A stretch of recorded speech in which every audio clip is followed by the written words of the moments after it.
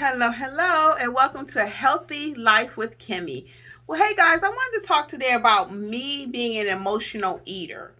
Are you an emotional eater, and what does that look like?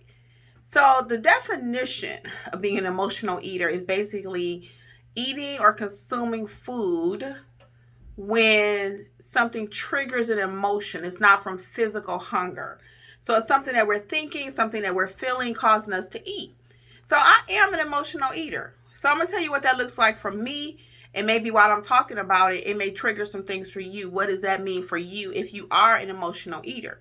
So for me, being an emotional eater, a lot of times, am I an emotional eater? Yeah. Why? Because everything is centered around emotions. We're humans.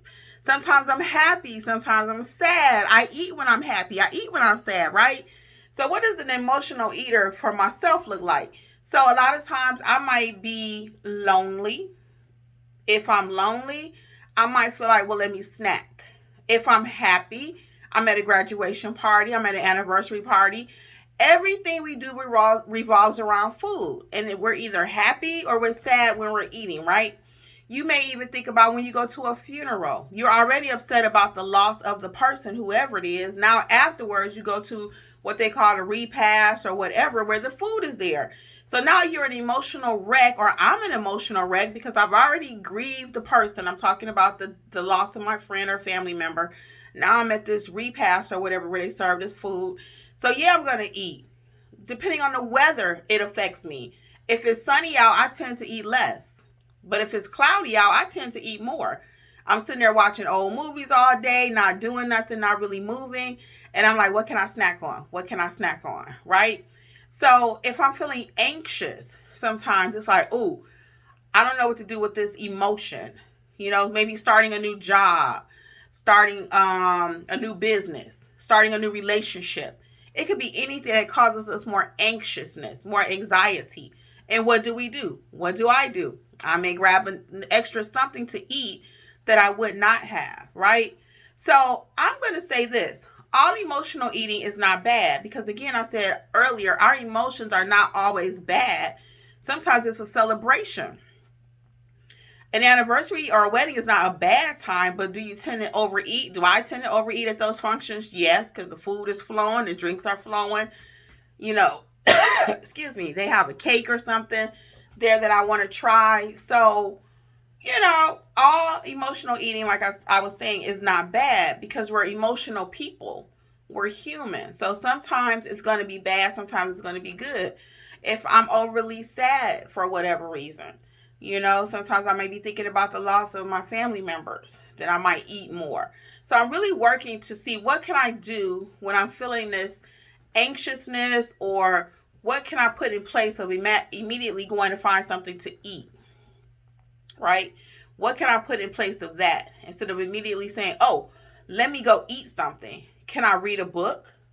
So for myself, I like to listen to I podcast, and I also like to watch YouTube channels. Imagine that. I'm a YouTuber, but I love watching YouTube. I always learn something from watching YouTube. It might be a topic somebody else was talking about. I'm like, okay, now I don't have anything else to do before I just start eating that extra space and extra time in my mind away. Let me find something to replace it with. And again, for me, it may look like a lot of times I love watching other YouTubers, whatever topic, not just about what I talk about. But I also am learning how to cook more. So now I'm looking at recipes, what simple recipes I can do. Just ordered some workout clothes. So I will be doing some workout videos coming very soon. I'm so excited. So I'm just trying to get myself together overall. And this emotional eating part of it is going to be a big, big player in my journey. Because I realize that, again, at certain times, it's like, I'm feeling this way. What do I go do? I'm feeling that way. What can I go eat? So I need to replace those habits and replace that with something. So the other thing I mentioned earlier already is I like podcasts. I like YouTube channels. Not a super big reader. I should read more, but only if the topic really interests me will I do some reading. So I have been doing more reading on emotional stuff. I'm really on an emotional journey too, just to clear my mind, being able to speak freer about things. Sometimes that can cause you anxiety. You having a situation with somebody. I had a terrible allergy today, guys. So my eyes been watering, I've been sneezing and a little cough all day, so please bear with me. But yeah, sometimes you're having a conflict with somebody or a friction with someone, family member, friend, coworker, whatever, and instead of getting those words out of your chest and out of your mouth, you put something in your mouth. And I've done that too. I've had a couple people cause me extreme stress in my life. People that I have to deal with on a regular basis. It's like I don't really have a choice to interact with them. One or two. And again, instead of me verbalizing, hey, you did ABC, I didn't like that, then I may internalize it and go and put something in my mouth. Whereas I have learned, and I'm really working on this now, when something happens and I don't like it, to be more vocal. To be more vocal. Hey, like I just said, you did ABC. I didn't like that. Now, there's a way that you say things to people. We're not trying to be confrontational. We're not trying to get fights started. I don't want anybody to get beat up out there. But again, we have to look at all of these things when we talk about a healthy weight loss journey or a healthier journey in life. Because the other piece of that is if you don't release these things, they're going to be there. And it's going to show up how? High blood pressure. Your blood pressure will be off the charts. Stress is a known killer. Okay? So we got to find other ways to deal with these emotional problems that we're having. I'm not above therapy. Now, each person has to do what's best for them. I'm not a medical doctor. I don't have any MD behind my name or any of that. But I found for myself, I saw a grief counselor. I lost my mom, my dad, my sister, and father-in-law, as I mentioned before. And you'll hear me talk about these things quite often, but it's so important. And it goes to the mental state, which goes to the physical state. It all goes together. So we have to, if somebody in your life right now and they're causing you some conflict or some problems, pray about it, relax, and then see if it's something you can let go. Let it go, right? Like Frozen. Let it go, let it go, let it go, whatever. I think that's how the song goes. But anyway, my point is, if it's something that you can let go, forget about it, right?